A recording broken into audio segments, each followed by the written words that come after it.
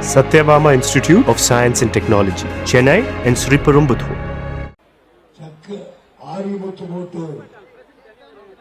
சர்க்கரை விரல் மைதானமா அல்லது வங்க கடலா என்று பெருமைக்கிற அளவுக்கு இங்கே திரண்டு முதலாக இவ்வளவு பெரிய கூட்டத்தை நம்முடைய தொகுதியிலே நானே பார்க்கின்றேன்.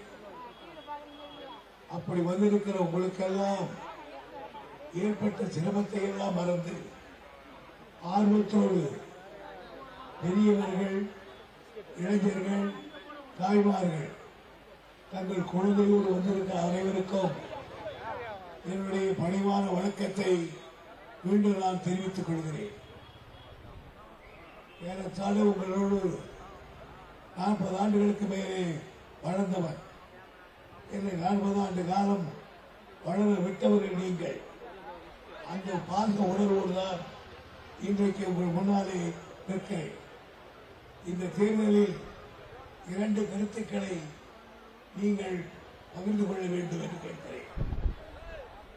ஒன்று, பொதுவாக தேர்தலில் இருக்கிறவர்கள் எனக்கு ஓட்டு போட்டால் ஆணையை பூனையாக்குகிறேன், பூனை ஆணாக்குகிறேன், மணலை கயிறாக திரிக்கிறேன், பானத்தை வில்லாக வளைக்கிறேன் என்று சொல்லுவார்கள். அதுக்கு பிறகு செய்வார்களா செய்ய மாட்டார்களா என்று தெரியாது. ஆனால் தளபதி அவர்கள் அப்படி சொல்லாமல் செய்துவிட்டுதான் உங்களுடைய ஓட்டு கேட்கிறார்கள். இன்றைக்கு தாய்மார்கள் பணம் புரிகிற 5000 ரூபாயை வாங்கியிருக்கிறார்கள் என்றால் முதலில் கொடுத்து விட்ட பிறகுதான் ஓட்டு கேட்கிறாரே தவிர கொடுப்பேன் ஓட்டு போடுங்கள் என்று சொல்லவில்லை. மகளிருடைய உரிமைத்தொகை 2000 உயர்த்தியிருக்கிறார். முதியோர் உதவித்தொகை 1500 இருந்து 2000 உயர்த்திவிட்டு தான் ஓட்டு இருக்கிறார். புதுப்பெண் திட்டத்துக்கு 1500. இப்படி பல திட்டங்களை செய்துவிட்ட பிறகுதான் அவர் ஓட்டு கேட்க வந்திருக்கிறார். அதே போதுதான் நான் வாக்குகளை கேட்க வருகிற பொழுது நான் சொன்னவைகளை செய்துவிட்டு தான் வந்து கேட்கிறேன். போன முறை நான் 71 இங்கே நின்ற பொழுது நான் கல்லூரி முடித்துவிட்டு கணையாக வந்தவர். என்னிடத்தில் கேட்டார்கள், காட்பாடியிலே உப்பு தண்ணீர் நல்ல தண்ணீர் கொடுக்கும்படி வாய்ந்து கொடுக்க முடியும் என்று சொன்னேன். நம்பி ஓட்டு போட்டார்கள். ஆதாற்று தண்ணீர் கொடுத்தேன். பொன்னைக்கு வந்தேன், பாலம் கட்ட முடியுமா? பொன்னையாற்றிருந்தாங்க, கட்டுவேன் என்று ஓட்டு போட்டார்கள். ஒரே வருடத்திலே கருதிரை வைத்து கட்டினேன். இந்த இடத்தில் வந்தேன், சக்கரவில் விவசாயி கொண்டு வருகிறார்கள், கொண்டு வருவேன் என்று சொன்னேன். ஓட்டு போட்டார்கள், கொண்டு வந்திருக்கிறேன். அதே போன்று போன தேர்தலில் இந்த தொகுதியிலே கல்லூரி இல்லை என்றார்கள், கொண்டு வருகிறேன், கொண்டு வந்துவிட்டேன். இந்த தொகுதியில் ஒரு அவசரத்துக்கு ஒரு மருத்துவமனை இல்லை. அவருக்கு பொன்னையிலே ஒருவருக்கு பாம்பு கடித்தால் அவர் அடுக்கமாலை போவதற்குள் ஆள் விடுவார். ஆகையினாலே மத்தியத்தில் வேண்டும் என்றார்கள், மருத்துவமனையை கொண்டு வந்தேன். அதே போன்றுதான் இந்த தொகுதியில் உல்லாசத்துக்கு இடமில்லை என்றார்கள். அந்த உல்லாசத்துக்கு நிலையத்தை நான் ஒரு 35 கோடி ரூபாயில் செலவு செய்து கழிலூர் காட்பாடி ஏரியை உல்லாச பிரிவாக மாற்றி இப்போது படகு வாங்கி இருக்கிறேன். ஆக இந்த ஊருக்கு ரோடு இல்லாதவர்களுக்கு ரோடு போடுவது இவையெல்லாம் சாதாரண விஷயம். இப்படி பல திட்டங்களை உருவாக்கி இருக்கிறேன். நான் போடாத ரோடு இல்லை, கட்டாத பெஞ்சி இல்லை, கொண்டு வராத பல்கலைக்கழகம் இல்லை. ஒரு காலத்தில் காட்பாடி நான் வந்த பிறகுதான் காட்பாடி நான் வந்து நான் வருகிற போது 78 காட்பாடியிலே சப் இன்ஸ்பெக்டர் தான் இருந்தார். டிஎஸ்பி கொண்டு அதே போன்று நான் இருக்கிற பொழுது ஒரே ஒரு ஹைஸ்கூல், ஆனால் இன்றைக்கு 42 கல்விக்கூடங்கள் இந்த தொகுதியிலே இருக்கிறார்.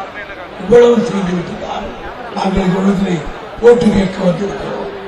நான் சட்டக்கல்லூரி படித்த பொழுது இந்த ஊரில் சட்டக்கல்லூரி இல்லை, சட்டக்கல்லூரியை கொண்டு வந்திருக்கிறேன். சட்டக்கல்லூரி படித்தவனுக்கு மாதாத கோற்று வேண்டும், அந்த கோற்றையை நான் கொண்டு வந்திருக்கிறேன். அதே போன்று சப்ரின்சிபல் ஆபீஸ் புதியதாக வேண்டும் என்றார்கள், அதையும் கொண்டு வந்திருக்கிறேன். ஆக இந்த தொகுதியில் இல்லாதது எதுவும் இல்லை. ஒரு சவால் என் காட்பாடி தொகுதியை விட வேறு எந்த தொகுதியாவது இதை போல் சந்தித்தங்கள் செய்திருக்கிறார்களா என்பதை தயவு செய்து சொல்லுங்கள். தொகுதி என்றார் அதைத்தான் சொன்னார்கள். எல்லோரும் கேட்பார்கள், வரைமுறைகள் எப்படி திருப்பி ஒரே தொகுதி நிற்கிறார்கள். நான் சொல்றேன், நீங்கள் அதை தொகுதி என்று சொல்கிறேன், நான் அதை திருக்கோயில் என்று சொல்கிறேன். ஆக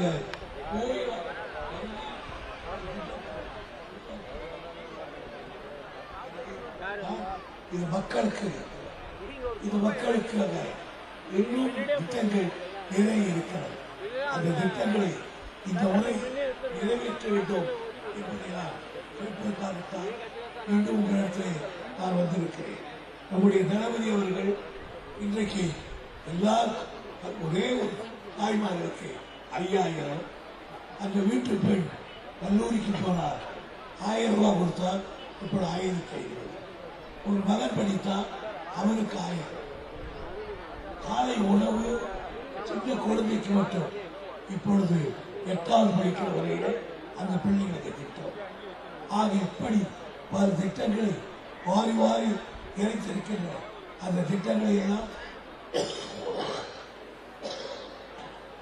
உருவாக்கி தந்திருக்க எங்கள் ஆட்சிக்கு நற்சான்று வருவதை போல உதயசூரிய சின்னத்தில் வாக்களியுங்கள். நான் உங்களோடு இருக்கிறேன்.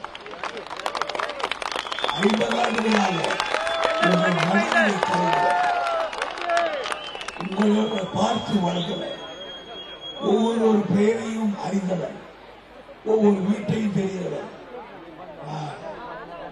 ஓடி வந்தவன் அல்ல இந்த தொகுதிக்கு, நாடி வந்தவன் அல்ல இந்த தொகுதிக்கு, யாசகம் பண்ணுவதற்காக வந்தவன் அல்ல இந்த தொகுதிக்கு.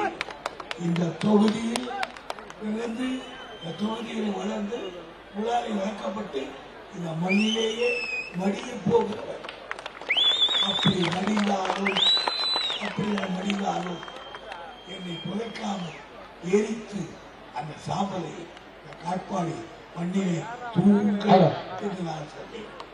பண்டித ஜவஹர்லால் நேரு அதைத்தான் சொன்னார். நான் இருந்த பிறகு என் சாம்பலை இந்தியா முழுவதும் அதை நிரப்புகள் தூவுகள் சொன்னார். காரணம், இந்த மண் எனக்கு சொந்தம், இந்த மண்ணை நான் நேசிக்கிறேன், இந்த மண்ணில் உள்ளவர்களை உறவுகளாக நான் கருதுகிறேன், இந்த மண்ணிலே உள்ளவர்களை என்னுடைய உடன்பிறப்புக்காக கருதுகிறேன், தாய்மார்களை என் சகோதரிகளாக தாயாக கருதுகிறேன். அவனால்